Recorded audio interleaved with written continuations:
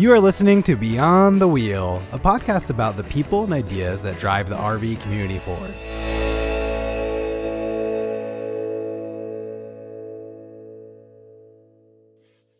This episode is brought to you by Battleborn Batteries, the best name in the RV and marine industry.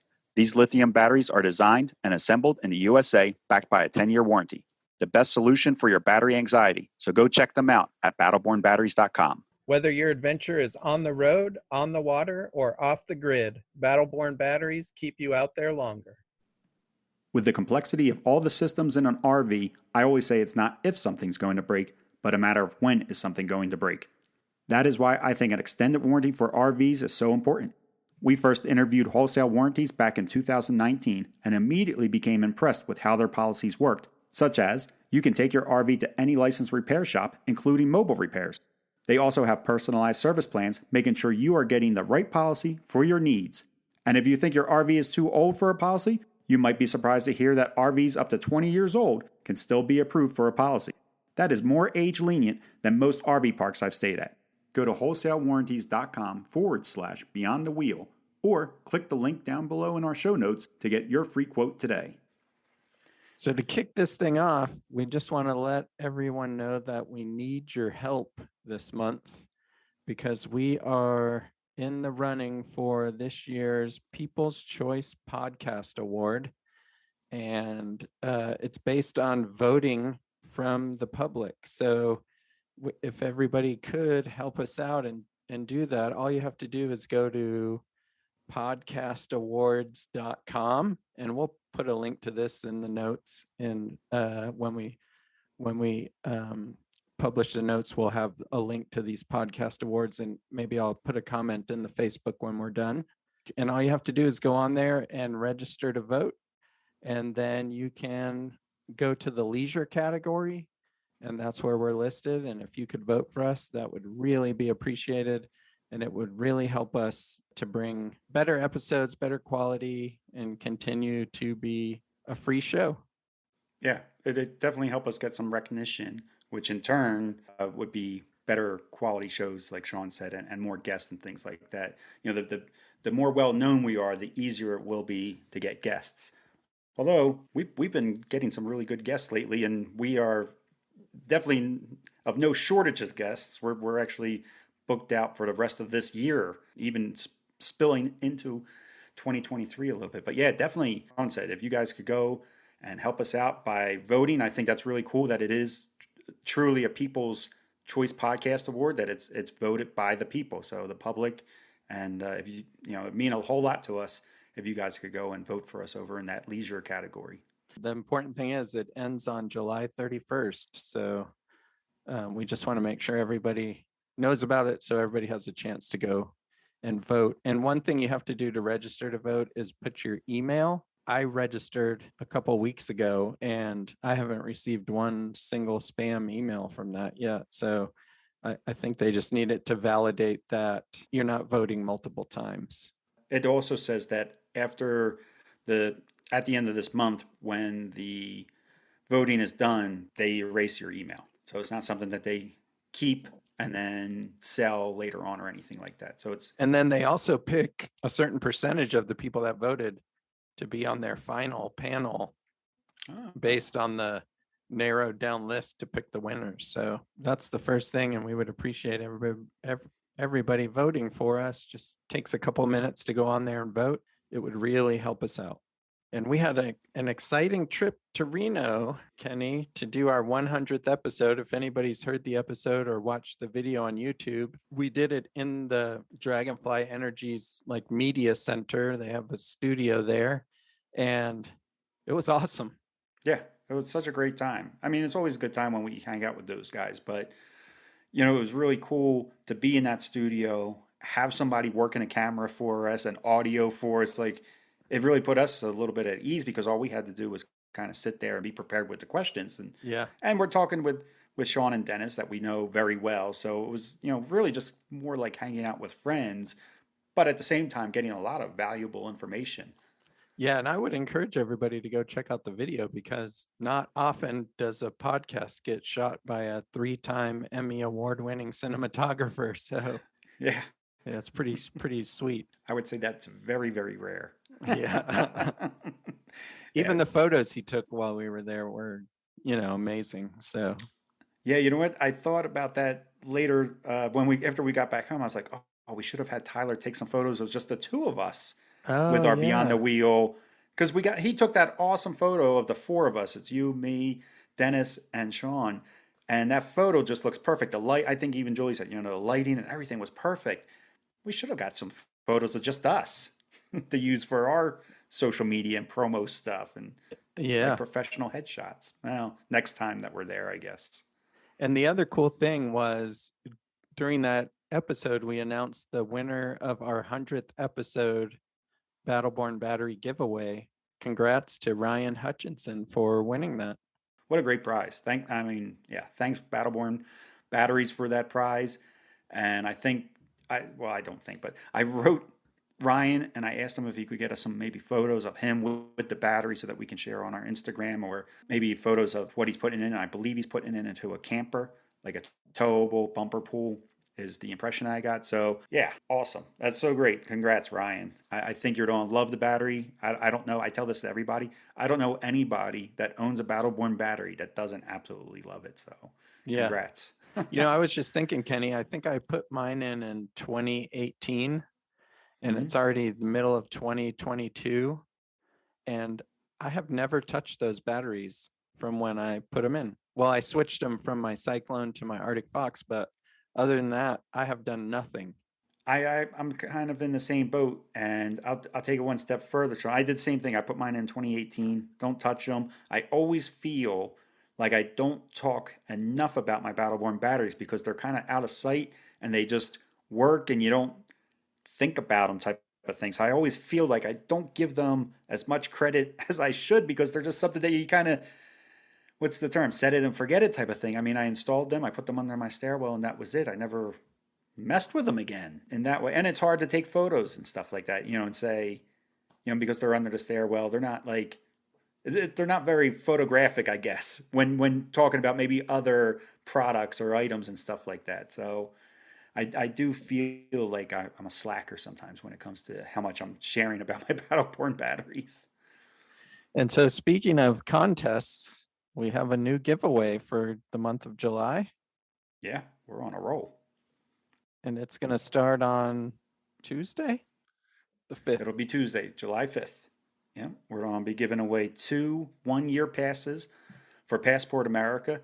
We should probably say right off the bat that Passport America is not sponsoring this giveaway in any way. They're not part of this giveaway in any way. Sean and I upgraded our annual passes to lifetime passes because they were running a deal on Passport America. And when you purchase an annual pass, they gave us free passes to give to a family member or a friend. But we thought, well, let's put it on the podcast and give it to a listener instead. Yeah, so we have 2 of those. It'll be on the same way we do all of our giveaways, right? On King Sumo. Yep. And we'll put a little box on our website that you can go to. And again, when it gets set up for Tuesday, I'll put another comment in this Facebook feed and you'll be able to enter it from there as well. Yeah. Or if you're listening now, just be sure to stop by on our website on Tuesday. Yeah. And you'll be able to enter right from that little box. And again, we don't ask for too much. It's just an email. We don't spam you. We just need to verify that you're a real person. Yeah. And you'll get attached to our newsletter, but you can always opt out of that. But we think our newsletters are pretty good. So you might actually enjoy our newsletter. And that's pretty much the only thing we email out from our email list is our newsletter, or like if there's something really special that we want to get out there, we'll send an email, but usually only once a month you'll hear from us. Yeah, I agree about the newsletter. I wouldn't opt out of that. We add a little bit of, usually it's news about ourselves, but if something big is going on, we'll include a little RV news in there too. Usually it's just news about what's going on with the show, where we're going to be, appearances, and things like that. Giveaways. I mean, it's probably the best way to find out about a giveaway is through our newsletter also. Yeah. So Yeah. discounts and all. I mean, it's worth it's once a month. It's worth checking out once a month to see what's going on. Yeah, and so we both upgraded to lifetime members for Passport America because it's such a good value. Yeah. Even that lifetime membership will pay for itself probably in a year of camping. Very quickly. Yeah. Yeah. Well, they were doing a deal too. So not only did we get the free passes to give away to a friend or family member, but I believe for the annual pass they knocked off like $100 of what was it, $299 for the Yeah, lifetime. $299.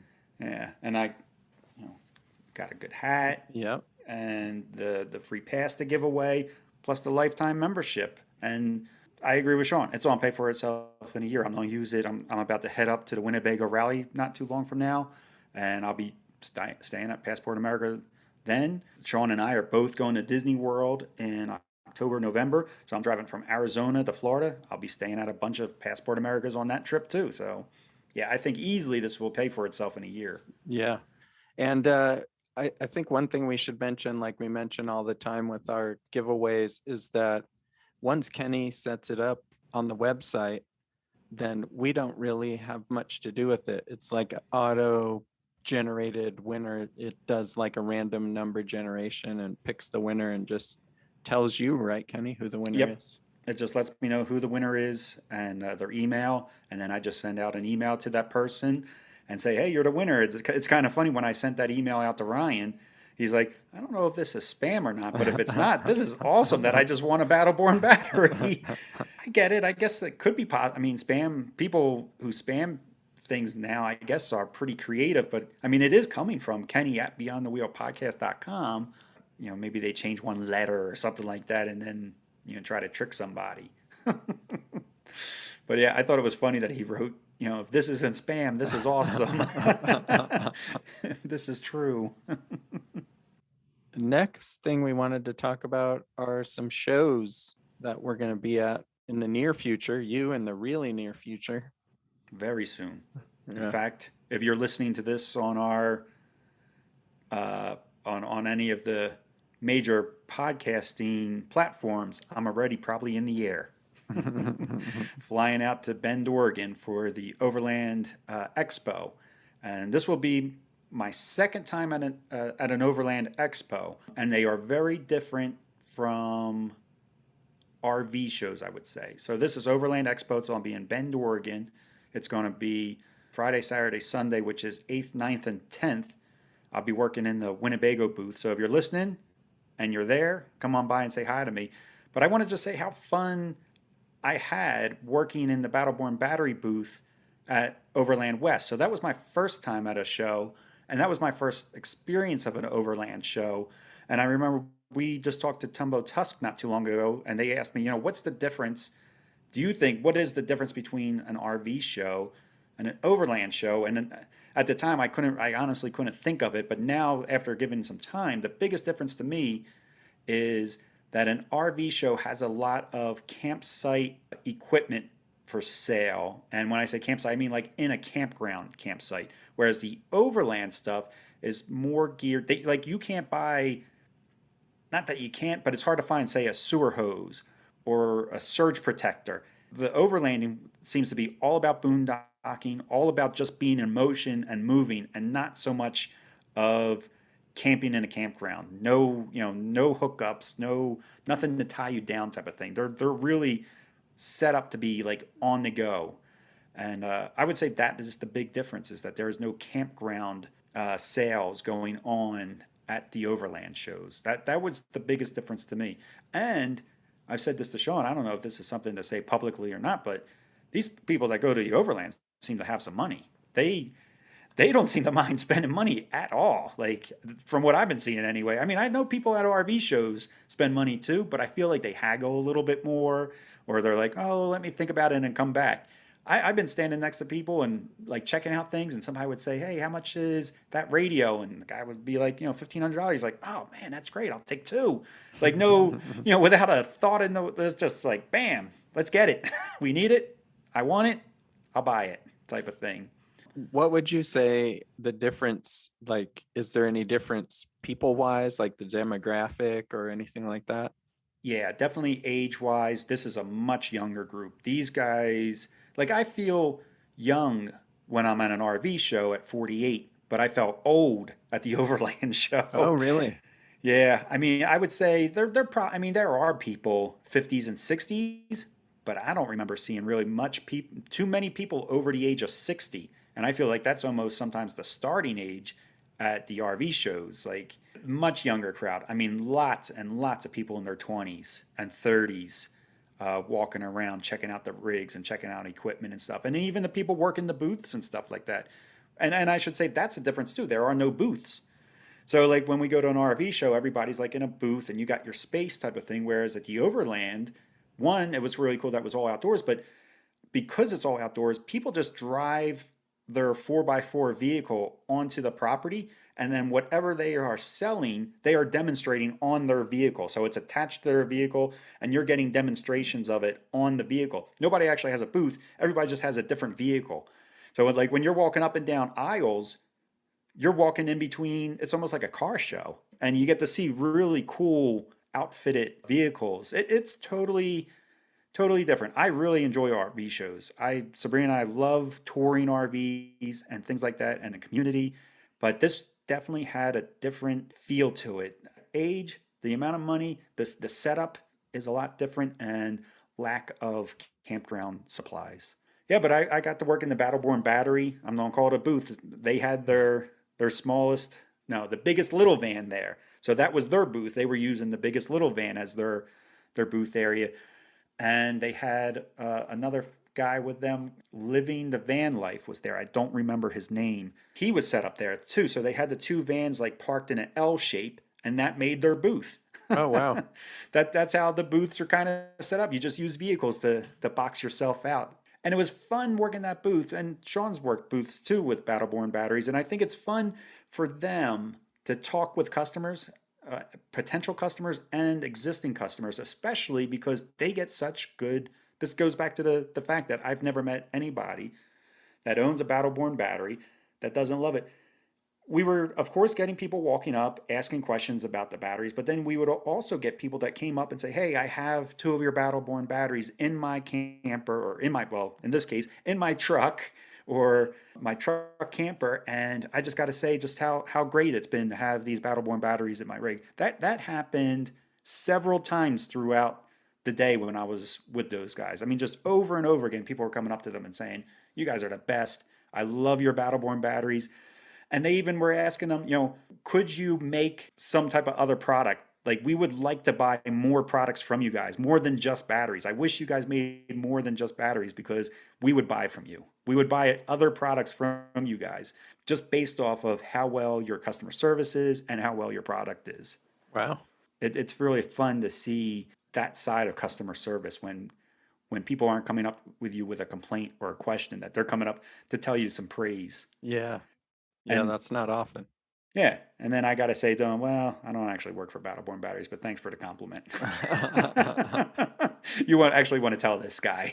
Tell him what you just told me. let Jason or Eric know. And that's a cool thing too, like what Battleborn batteries was doing at the show was that, Eric was there, their tech guy. So like Eric knows, I feel like Eric knows everything about when it comes to the tech side of things.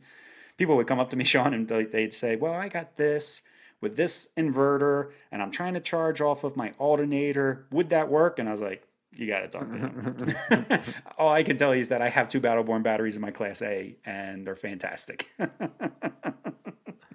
I'm here just to tell you about my experience with them. I can't answer your tech questions. And then right after the Pacific Northwest event, you're going to the Winnebago Rally.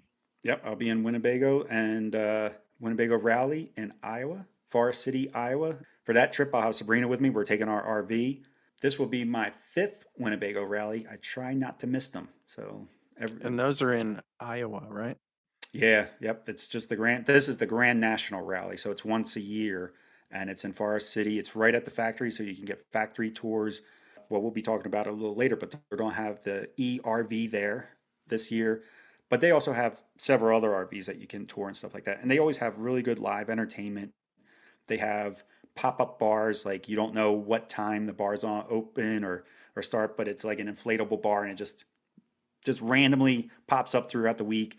I do morning bike rides with the Fit RV, which is always fun. We take it like some people would say, "Oh, Iowa's boring. It's flat. It's not much to see." But I love it. I love those morning bike rides with those guys, and we go out on the roads.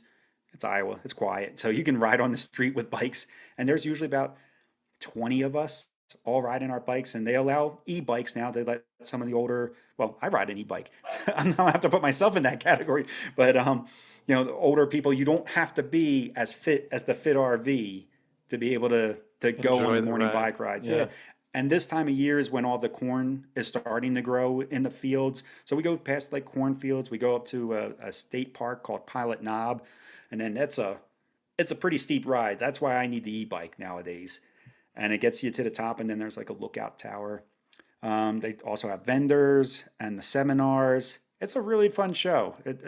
Sabrina and I really have a good time every year. They do something called End of Row Party, and every row is set up like with different states, and that state has somebody representing. I don't know how these states pull this off and the communication throughout the year, but they make food and drinks that their states are famous for. Ah, So Tennessee usually has like some type of whiskey or is it bourbon? I forget which, but and then they'll have a food from that state that they're really known for. And I got to tell you, Iowa has really good corn. The Iowa State row, that corn is the best corn on the cob I've ever had in my life. I look forward to having some this year again. That's how good it is. You're planning on being at the Hershey show in September, yep, right? for at least a day or two. Yep, go to Okay. that. Once, And once then, oh, go ahead. I was going to say once we figure out which days you're there for, we'll have to put it in the newsletter. Yeah, So yeah, we'll put it again, in the newsletter. we need that newsletter. So Yep. And then I'll go to the Overland East I can't wait rally for you to go there. in Virginia. Yeah, I want to hear your experience of it and see how much you agree and disagree with me. Yeah. Yeah, Where I'm where excited to go after your experience there. where's that one at, Sean? Where is the east? I know it's in Virginia. Is it Arlington? Is that what it's called? Addington, Virginia. Addington. Okay. Yeah. But you said it's not too far from you, so that works out really well. Yeah, it's just a couple hour drive. Yeah. And that's how it was for the West. For me, it was just a couple hour drive because it was in Flagstaff. I think I got there in about under 4 hours. So it just made sense to run up there and check it out. I think you'll have fun. After that, then you and I will see each other in Disney World. Yep, Fort Wilderness. We got a busy year. Busy year, yep. I'll also be at I'm doing the Balloon Festival for the first time this Oh, year that's right. with Yep. Fantasy RV Tours. That's at the end of September, so slip that in there too. It's a lot of shows this year. A lot of traveling and a lot of spending high dollars on gas. Yeah, which brings us to the first news item that we wanted to talk about, Yep. and that is the RV prices are making it difficult for the average consumer to afford getting into RVing. And then you add the gas prices onto that, and it's really hard to get into RVing right now. Yeah, it's a double whammy. But you wrote a really good article. I really enjoyed the article that you wrote. So if you don't know, on our website we have a blog section, and Sean has been really hard at work lately, writing blogs for the website, for the Beyond the Wheel website. To find that, you just go to our homepage, and then at the top, what do you call those little boxes, Sean? I Are they don't named know, but something? it says blogs up there at the top, and you just click on it. Yeah, and I'll give you a list of all the blogs that he's been writing. I really enjoyed your article about how the RV industry is kind of pricing out the middle class in a sense. Yeah, I mean, prices are rising for RVs are rising at an average of, I think it's probably around 40% a year, or 40% for every, I looked at it over 7-year periods. And so over 7 years, the price goes up an average of about 40%, but the household income in those same time periods only increased by 10%. So if you just do the math, I mean, it's becoming unaffordable very fast. And I think the last couple of years have really affected that because a lot of people have been turning to RVing and the outdoors. And so that's driven prices up even more. So yeah, I mean, it's great that these companies are making money, and are, selling, and the RV industry is picking up. I think all aspects of it, campgrounds, everything, but it's going to be bad in the long run because people aren't going to be able to afford it. Yeah, even the entry level, you know, what used to be entry level, as far as like the bumper pool travel trailers, have seen a great increase in price. It used to be that you could get into, I think your son has been shopping for an RV Yep. recently, and he must be experiencing this right now. But like, you know, you used to be able to get into a bumper pool for 10,000, 12,000. I don't, RVs that used to be 10 to 12 are now like 18 to 22. Yeah, I looked at travel trailers and they've gone up an average of 30 to 40% over the time period. So yeah, it's really not, I think it's good in the short term. It's not sustainable in the long term, but I guess time will tell. People keep buying, the prices will keep going up. Yeah, and the used market isn't any better. You know, it used to be that, well, I'll just buy a used one and save a little bit. The used ones have been selling for new prices, Yeah. unless you go really used. And I think with the, people take out loans to buy them, but now with the interest rates going up, that's going to make it even more expensive. Your monthly payment might not be very much, but over the life of the loan, you're paying an arm and a leg. Yeah, because it's not like a car payment. You can stretch a RV loan 15, you can almost 20 years. mortgage them. Yeah, Yeah. yeah. It's more like a mortgage than a vehicle payment. So it sounds good when you look at the numbers. You're like, oh yeah, this doesn't really cost us all that much per month. But when you think about the fact that that's a depreciating item, and now you're paying this amount a month for 20 years. By the end of your 20 years, you paid 4 times what it was originally worth, and now it's even worth even less because it depreciated all these years. What they say, like in the first 2 to 3 years, they lose 25% of their value. And you wouldn't be anywhere near paying for 25% of it in 3 years if you take out a 20-year loan. Yeah, and 20% with the prices increasing, you know, as expensive as they are now, 20% is a good chunk of change. I don't know how I feel about it. I think the RV industry really needs to take a look at it and start planning for how they're going to keep letting, middle and lower middle class people enjoy this lifestyle. Yeah, because it really is a shame because it's such a great, I mean, it's what people are figuring out. It's such a great way to travel. It's a great way to see the country. It's a great way to spend time with your family.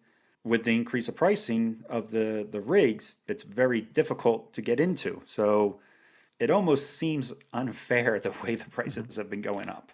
Unfortunately, I don't have an answer. Like, you know, I understand supply chain issues and the way the market works. You know, you got demand and supply, and right now supply is low, demand is high, so of course they're going to be up. But I always feel like when things start to reverse, they never come down the same way they went up, which is going to hurt. Yeah, and it doesn't help that, there's only a couple of major companies that own most of the RV market.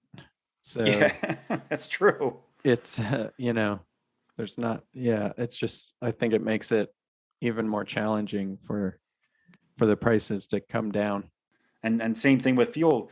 You know, we're really high on fuel. It has leveled off a little bit. I don't think we've had an increase in 2 or 3 weeks, but it's not coming down either. It's not, well, not in my area anyway. I haven't noticed. I think the national average has come down a little bit, but we are the same price as today as we were 3 weeks ago. We haven't seen any decrease just yet. Yeah, and it's still going up here in where I live in Virginia. It's at, I looked yesterday, it was 5.65 a gallon for diesel. And we're 510 for 87 octane where we're at right now. Yeah. And again, I think that's one of those things too. When fuel comes down, it doesn't come down to where it was.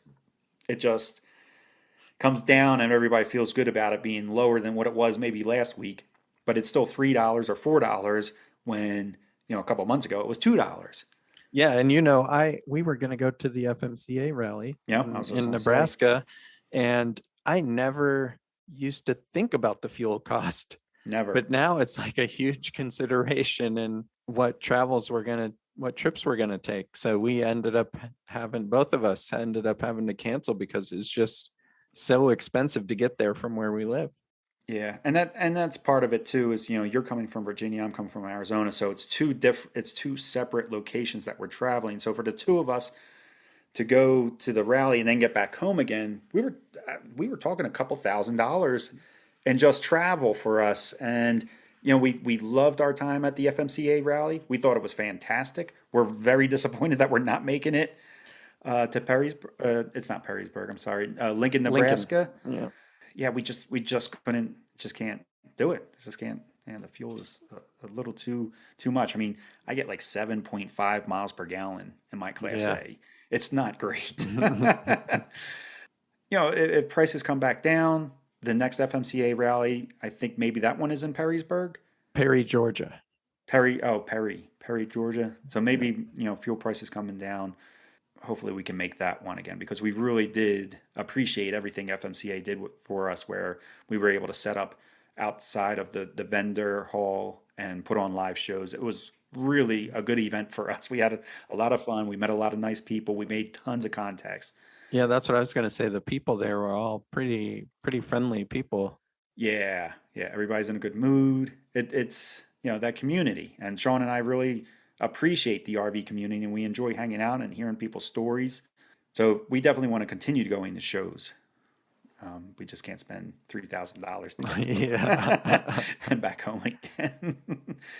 I wonder how full timers, Sean and I both full time for a long time. I wonder if this is changing the way full timers traveled. I know it would not have for Sabrina and I, because we always traveled for her work. We didn't really have much say in it, but I bet you we would have probably stopped our little side gig, like little trips in between her work, just because of fuel. We probably park at a campground for a little bit longer and save the money in fuel. I mean, I would imagine other people are doing the same. I don't know. I've been seeing in Facebook groups and stuff like that, people are canceling their long distance trips and just kind of exchanging them for shorter trips. And I think that's probably a smart move right now until the prices come back down a little bit.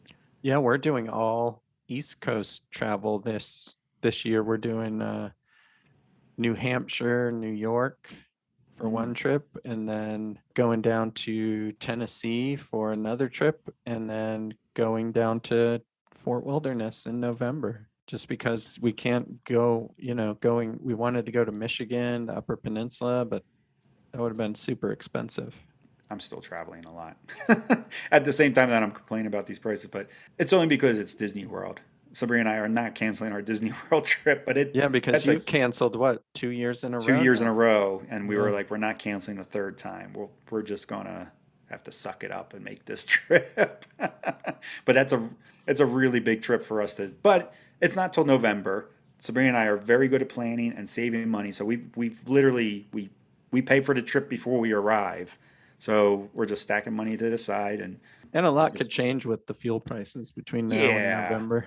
I really hope so. That we're kind of banking on that too, that the prices won't be going up anymore. We're hoping that they actually come down a little bit. And where we live is an expensive area for gas, so we'll actually probably use like a gas buddy or something and see if we can spot some good prices along the way and make sure we top off when the fuel is low and just buy enough when the fuel is high, type of thing, along the route. Another tip, though, that I saw or read, or maybe we talked to somebody, Sean, was that people are renting RVs and even people that own them are renting an RV and having it delivered to a campsite. And then that's just driving, a clever idea. Yeah, and then just driving their car to the campsite. They rented the RV. It's already in its place, so they didn't pay to tow it. They're just enjoying the campground that way and then driving their car back home, which, like my car does 42 miles per gallon because it's a hybrid. So it's a pretty smart way to save a couple bucks. Yeah, you're paying for the rental, but nothing compared to what you would be paying in fuel to pull it. So there's a lot of rental places that deliver. We just talked to Jordan from Echo One Adventures. I know the listeners haven't heard it yet, but that's one of the things he does. He's got two rentals, and we asked him, does people come and pick up or do you deliver? And he said, well, they'll work it both ways. If they need it delivered, they'll deliver it for them. I'm sure there must be a delivery charge, but I bet you the delivery charge is less than traveling out of state pulling something, out of state and driving, 1,000 miles or something like that. Like something like he was talking about the Albuquerque Balloon Festival, that it's a really popular event for him and for people to rent their RVs, and they're right there in Albuquerque. So it's a great way to save a couple bucks that way, is maybe just to rent one and have it in place already. Yeah, I hadn't heard that, but that's a clever idea.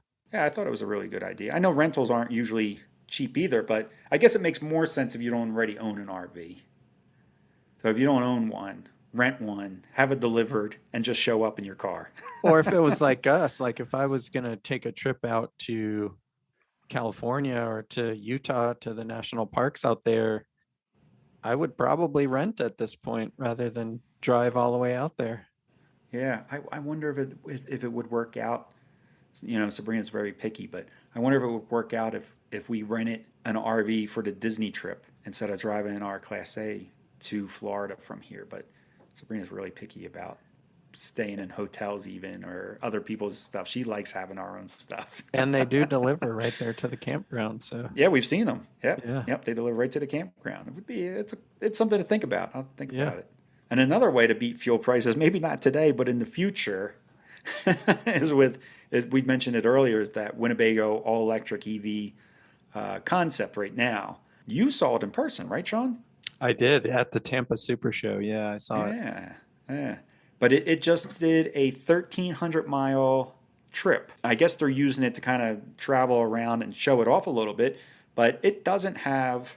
I'm not allowed to say anything bad about Winnebago. I'm a Winnebago ambassador, but it doesn't have great range, right? I mean, for van lifers anyway, because van lifers are always on the move. But this, you got to keep in mind, it is a concept. I would imagine by the time it actually hit the market, the range is going to be greatly increased. So right now the range is like 125 miles. I bet you by the time it hits market, it easily doubles. Yeah, I think it can probably double right now based on the improving technology. Yeah, I would Yeah. say so too. But it was a pretty cool. So this was in Car and Driver. They did a 1,300-mile trip, 1,380 miles. Average driving speed 53 miles an hour. Total drive time 26 hours. Total charging cost, so $275 to go 1,300 miles. Oh, And that's pretty good.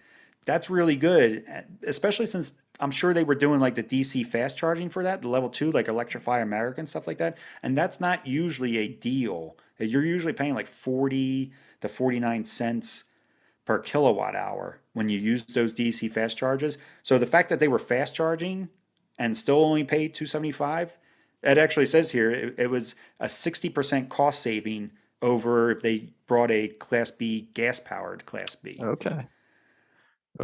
Yeah, and it says they only spent what, just about an hour charging. Well, I think that is a typo. Okay. So Sabrina and I have an EV. We have the Mach-E, Right. and I don't see that possible. That hour. Maybe it's 1 hour each time they charged. I think that is what it. Yeah, I think they averaged an hour per charge is the way that was supposed to read, but that's not what they said. Yeah, and this is surprising too for the size of the vehicle. It is. It's fully decked out. It's got a kitchen and your refrigerator and your sleeping quarters and everything. It was getting 1.58 miles per kilowatt, which isn't bad. That's really good for the type of vehicle it is, the size of the vehicle. People with the Ford Lightning right now, the F-150 Lightning, are reporting that they're getting about 2 miles per kilowatt hour is what they're averaging. So the fact that they're getting 1.58 out of a moving home is That's really good. Yeah, it's really good. Our Mach-E, we average about 3.5 to 3.8 is usually right around where it's been falling in the Mach-E, but it's much smaller, it's lower to the ground, it's more aerodynamic. That's what hurts the EVs seems to be the most, is aerodynamics, how slippery it is in the air. The weight doesn't seem to matter too much. It matters, but not as much as pushing that air. Yeah, I just got to use a new term that I learned from that last flight when the pilot was like, "Hey, we're lagging a little behind here, but we're going to start pushing some air and we'll make it up." I've never heard that term before. And now I just used it in the EVs. Well, it's pretty cool that they actually took it out and had the media be able to document it Yeah. and show what an all electric, and it truly is all electric. All electric. Yep. Yeah. Everything runs off of electric, the drive, the house part, everything. I'm excited about it, but I mean, I really like the idea of electric vehicles. I mean, I've owned hybrids since 2009. We now own the Mach-E. I have a Ford Lightning on reserve. I'm probably the wrong person to talk about it because I'm so gung-ho about electric vehicles. But I mean, it went to West Virginia, all on this trip. West Virginia, Pittsburgh, Pennsylvania, Ohio, Michigan. They took it to national parks, Chicago, and Minnesota. Like they went on a good trip with this, and it was successful. So I'm excited about it. Don't they say it's the first known trip over 1,000 miles by an all electric RV? Yeah. So it does show progress. It shows progress. I love that it's I'm a Winnebago ambassador, so I love that it's a Winnebago doing it. I'm glad that Winnebago's looking in this direction because this would be something that Sabrina and I would want to purchase in the future. Like after we retire our Class A, we would love to have an all electric RV. I don't know when that would be. Like, it's got to be feasible. Like I said, it's got to have more of a range than 125 miles for us. And I would think for most people, and I think it will. I have no doubt. Well, we know the people working on it. Jamie Sorensen, super smart. Super smart. Yeah. Yeah. Ajish, they'll figure it out. Like they are crazy smart people.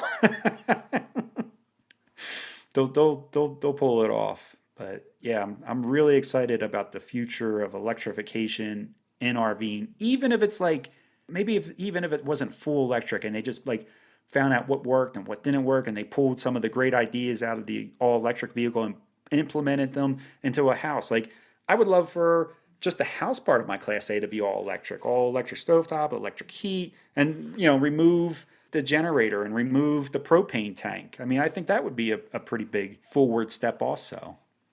Yeah, talk about quiet. Yeah, quiet, not bothering anybody, and sitting out at your campfire with no noise at all. Yeah, even just the hum of maybe an AC unit that's running off of some lithium batteries. And you do that now though with your Battleborn batteries. You can run your AC and stuff like that with yours. So you already have that experience. I do not. But I saw a propane stove and all that stuff. So, and heat.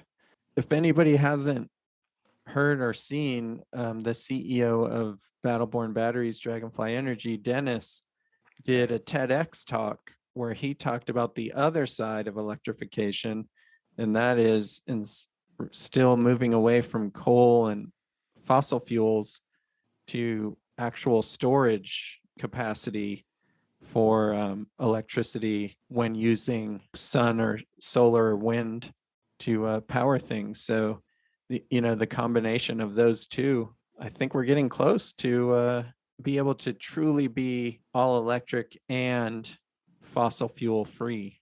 Yeah, that TEDx was really good. I liked how he was explaining it. And it's funny when those guys talk, I feel like Dennis and Sean are both very inspirational whenever we have a conversation with them. But I remember when we left Reno and he was telling us about having the storage battery storage at your house. I remember walking away and like, Dennis is trying to become like the next GE of our century, I think. Being everybody, have a Dragonfly / Battleborn battery system in every home across America where you can store power throughout the day, use it at night, and kind of, really start to wean off of the fossil fuels and really invest more into solar, wind. Yeah, I'm excited for Battleborn batteries too. Yeah, and we'll put a link to that TED Talk in our show notes too, so people that haven't heard it can check it out. But it was really good. It was a really good talk. Yeah. Dennis, again, super smart guy. Yeah. Beyond smart. Beyond super smart. Yeah. Super genius. Dennis qualifies as super genius. But yeah, it's a great TED Talk. I think it's like 15 minutes long. And I will say it's worth checking out just for the comments alone. Yeah. I really like some of the comments. And I'll say that too, because a lot of the comments were not kind. Yeah. But they were interesting. And some of them were so out of left field that I'm still scratching my head over what they were trying to say. And this wasn't even a like a Dragonfly thing. It was on the Yeah, yeah, TED YouTube page. yeah, yeah. It's on Yeah. Ted's YouTube page.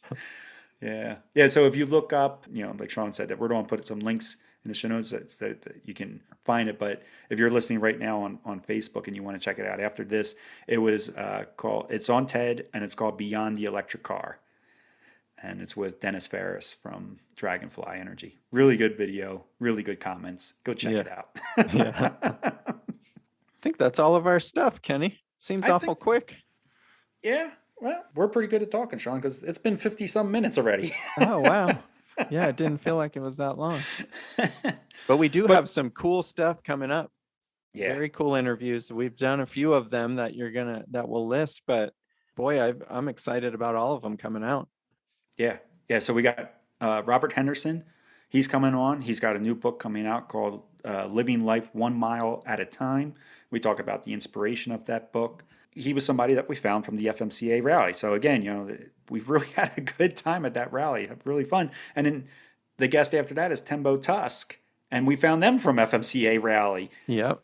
It was their first FMCA rally, just as it was our first FMCA rally. They're actually more well known in the overlanding community because I also saw them over at Overland West. They make a couple different products, but we're talking to them about their Scottle, which is a really cool portable cooking. I almost want to call it a hot plate, but it's not really. That's not what It's you a would call it. unique, I would say it's a unique cooking solution. Yeah, Yeah. Really cool. very robust, very durable. So we have them on. It's a father and son business, and we talk to them. We got Wholesale Warranties coming back on the show. They're a new sponsor of ours.